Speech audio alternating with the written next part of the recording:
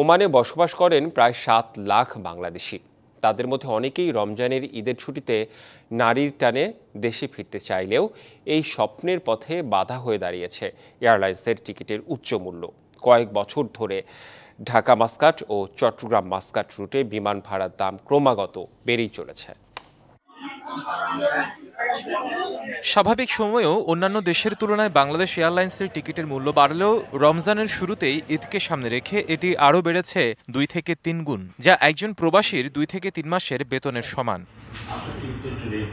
যার কারণে অনেক প্রবাসী দেশে ফিরতে চাইলেও টিকিটের চড়া মূল্যের কারণে তা সম্ভব হয়ে উঠছে না। তাদের অভিযোগ, কর্মী নিয়োগ থেকে শুরু করে প্রায় সব ক্ষেত্রেই সিন্ডিকেটের দৌরাত্ম্য রয়েছে।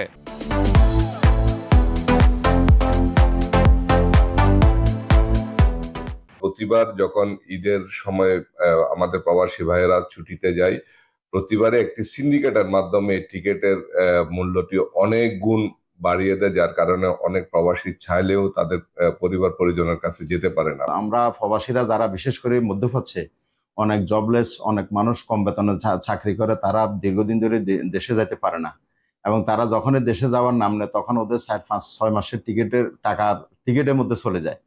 এখন এই যে বাংলাদেশে সিন্ডিকেট করে যে অসাধু ব্যবসায়ীরা এগুলা করতেছে, এটা বন্ধের জন্য আমি দাবি জানাচ্ছি। মাস্কাটের বিভিন্ন ট্রাভেল এজেন্সি ঘুরে দেখা যায় অনেকে দেশে ফিরতে বিমানের টিকিট কাটতে গেলেও উচ্চ মূল্য শুনে পিছিয়ে যাচ্ছে। যে টিকিট ছিল 30,000 টাকা, 35,000 টাকা, এই বর্তমান টিকিটের মূল্য হচ্ছে এখন 60,000 টাকা, 70,000 টাকা, প্রায় 50,000 টাকার নিচে কোনো টিকিটই পাচ্ছে না। সবার জন্য হয়রানি হচ্ছে। এয়ারলাইন্স কর্তৃক টিকিট সিন্ডিকেট নিয়ে ক্ষুব্ধ প্রবাসীরা টিকিট সিন্ডিকেট বন্ধ না হলে আবারও রেমিটেন্স শাটডাউনে আন্দোলনের হুঁশিয়ারি দেন। DBC news desk.